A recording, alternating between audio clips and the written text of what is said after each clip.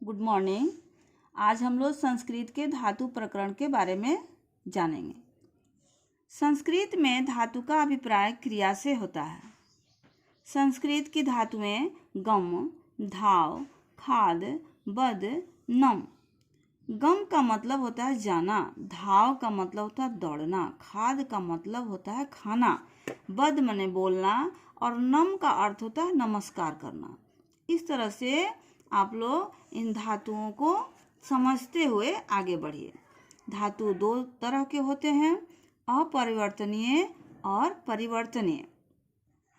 अपरिवर्तनीय ये ऊपर की धातुएं हैं। गम, धाव, खाद, बद, नम, लिख, पढ़ जो भी धातु है वो अपरिवर्तनीय के अंतर्गत आता है, इसमें कोई परिवर्तन नहीं होता है। और परिवर्तनीय धातु क्या है? जिसके दो दो नाम होते हैं, भू, भ, इसका अर्थ है होना, गम और गच इसका अर्थ होता है जाना, दृश्य और पस दोनों का ही अर्थ होता है देखना, पा, पिब ये दोनों का अर्थ है पीना। ये कब परिवर्तित हो जाते हैं? लिट लकार में परिवर्तन होता है। जो हम लोग लिट लकार पढ़ते समय उसको ध्यान में रखेंगे उस समय। धातु प्रकरण में फिलहाल लकार का ज्ञान आवश्यक है।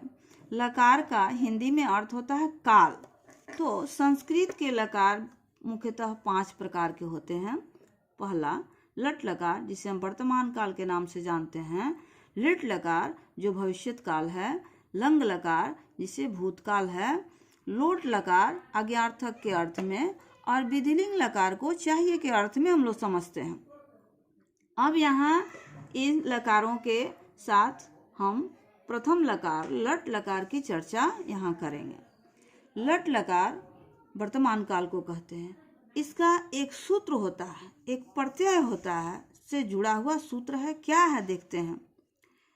ती तह अंति, सी थह थ, आमी आव आम। स्पष्ट है कि अन्य भाषाओं की भांति संस्कृत में 3 पुरुष होते हैं, प्रथम पुरुष, मध्यम पुरुष और उत्तम पुरुष। ये भी ध्यान देंगे कि जैसा कि मैंने पिछले वीडियो में बताया था कि विसर्ग का महत्व संस्कृत में बहुत अधिक होता है। जैसे देखिए ये मध्यम पुरुष में सी थह थ, एक थ में विसर्ग नहीं है और एक थ में विसर्ग है। इस विसर्ग के प्रयोगों से अर्थ बदल जाते हैं। इसलिए आप ध्यान देंगे कि मध्यम पुरुष द्विवचन के थ में विसर्ग है और मध्यम पुरुष बहुवचन के थ में विसर्ग नहीं है। इस प्रकार हम इसको अब आगे समझते हैं। संस्कृत भाषा में 3 वचन होते हैं, एक वचन, द्विवचन और बहुवचन। एक वचन का अभिप्राय एक के बोध से है, द्विवचन 2 का बोध कराता है और बहुवचन 2 से अधिक का बोध कराता है। किसी भी धातु को लट लकार में लिखने के क्या तरीका है, कैसे लिखते हैं हम लोग, लिखने के क्या तरीका होता है वो हम आपको यहाँ समझा रहे हैं। जैसे कोई भी धातु ले लेंगे, जैसे पठ धातु है, आप यहाँ खाद भी ले सकते हैं, नम भी ले सकते हैं, बद भी ले सकते हैं। कोई भी धातु हो उसके साथ लट लकार का ये सूत्र ती तह अंति, सी थ थ, आमी आव आम, इन सूत्रों के साथ पठ को यहाँ रख दिए हैं। तो ये पठती हो गया, पठतः पठन्ति, पठसी पठथ पठत, पठामी पठाव पठाम। यहाँ पठामी कैसे हुआ? ये आमी है, इसका सूत्र लट लकार में आमी आव आम है। तो आ का मतलब ये आकार हो गया, यह आमी हो गया। उसी तरह आव, उसी तरह आम। अब हम देखेंगे कि वाक्य निर्माण में इसका प्रयोग कैसे होता है। इसको एक तालिका से स्पष्ट करते हैं। तीनों पुरुष और तीनों वचन में इसमें पहले देखेंगे कि सर्वनाम जो वाक्य में रहते हैं, संज्ञा या सर्वनाम, उसको पहले जानेंगे उसका अर्थ। सह, तौ, ते। सह का मतलब वह होता, तौ का मतलब वे दोनों और ते का मतलब वे सभी वे लोग। उसी प्रकार मध्यम पुरुष में सर्वनाम आता है त्वम, युवाम, युवम। इसका भी अर्थ जानिए। त्वम का मतलब तुम, युवाम का मतलब तुम दोनों और युवम का मतलब होता है तुम सभी और तुम लोग। उसी प्रकार उत्तम पुरुष में भी अहम आवाम वयम इस सर्वनाम का हम उपयोग जानेंगे। अहम का मतलब होता है मैं, आवाम हम दोनों, और वयम हम सभी और हम लोग। ये सारे सर्वनाम के अर्थ हम लोग समझ लिए। अब इसके साथ वाक्य बनाते समय हम कैसे लट लकार का प्रयोग करते हैं। तो सह के साथ ती, तौ के साथ तह, ते के साथ अंति, यानी तीतः अंति। सह तौ ते के साथ तीतः अंति का प्रयोग करते हैं। त्वम युवाम युवम के साथ सी थह थ का प्रयोग करते हैं।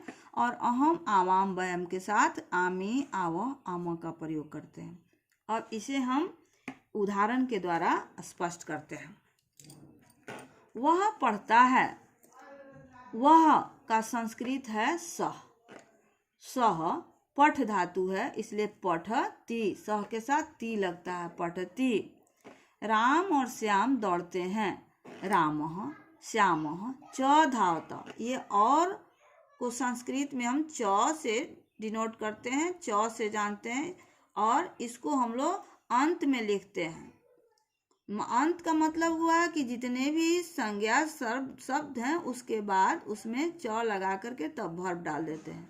तो ये दो वचन है, द्विवचन है, इसलिए धावता हो गया यहाँ पर। तुम खाते हो, तुम का त्वम होता है, इसलिए त्वम, और उसके साथ सी लगता है, इसलिए धातु में त्वम खाद सी हो गया। वे लोग नाचते हैं, वे लोग का संस्कृत क्या होता है, ते।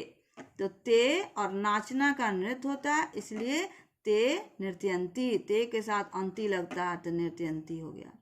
तुम उसी प्रकार तुम लोग चलते हो, तुम चलते हो, त्वम चलसी। मैं खाता हूँ, अहम खादामी। अहम के साथ आमी लगता है, मैं का संस्कृत अहम होता है, इस तरह से मैं खाता हूँ, अहम खादामी। उम्मीद है आप लोग समझ गए होंगे, और इस पर आगे के लकारों के बारे में हम आगे फिर चर्चा करेंगे। धन्यवाद।